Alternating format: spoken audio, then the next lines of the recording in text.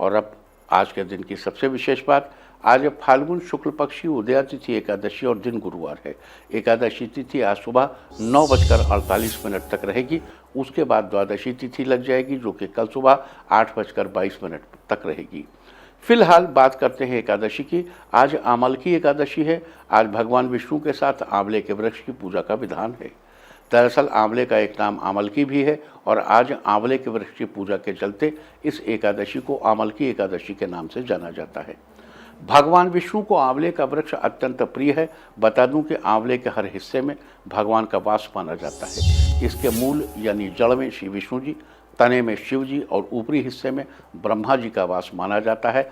साथ ही इसकी टहनियों में मुनि देवता, पत्तों में वसु, फूलों में मरुदगण और इसके फलों में सभी प्रजापतियों का निवास माना जाता है।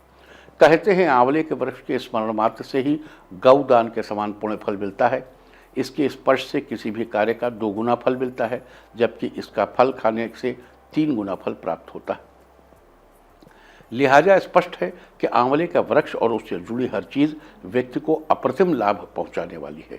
साथ ही फाल्गुन शुक्ल पक्ष की एकादशी को काशी में रंगभरी एकादशी के रूप में भी मनाया जाता है।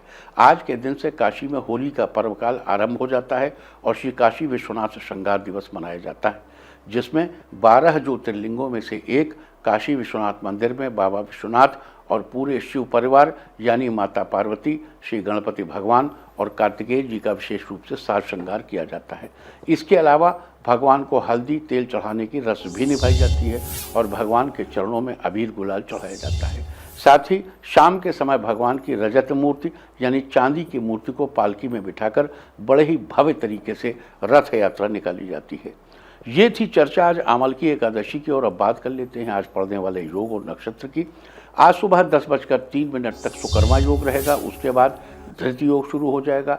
सुकर्मा योग के दौरान किए गए कार्यों में किसी भी प्रकार की बाधा नहीं आती है, अपितु कार्य शुभ फलदायक होते हैं। वहीं अगर धृत योग की बात करें तो धृत योग किसी भवन एवं स्थान का शिलान्यास, भूमि पूजन या नींव का पत्थर रखने के लिए उत्तम माना गया है।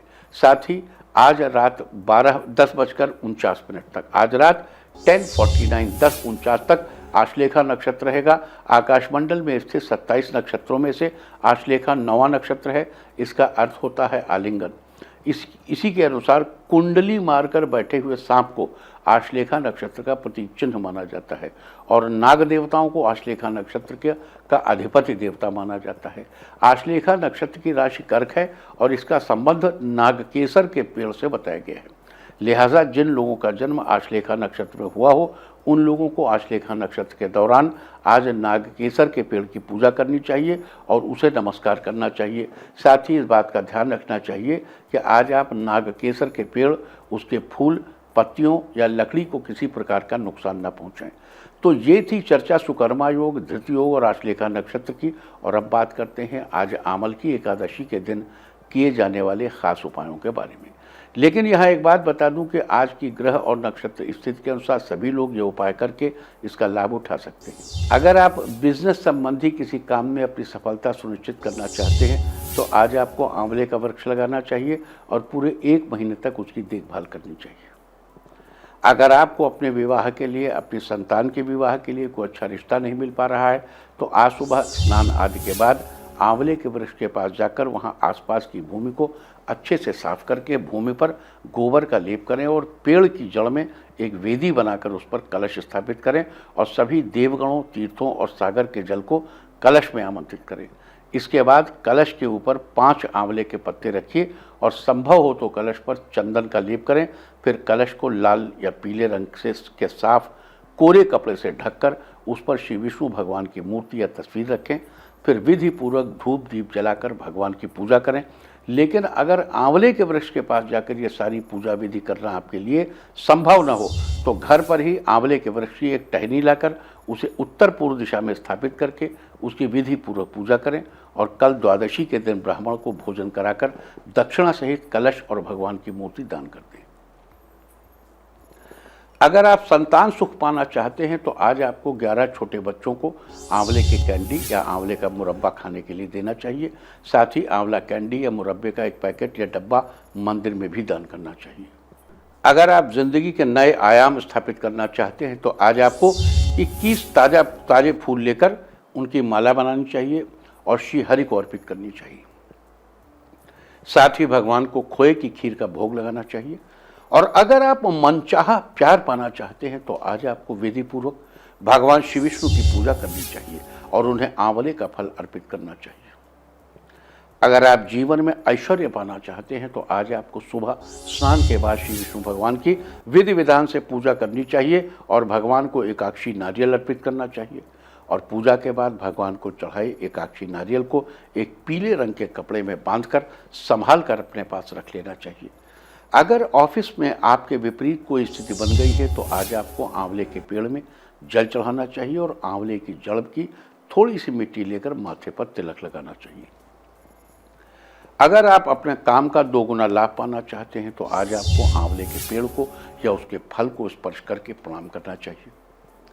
अगर आप अपने पारिवारिक संबंधों को बेहतर बनाना चाहते हैं तो आज आपको श्री विष्णु भगवान के मंत्र का 108 बार जप करना चाहिए।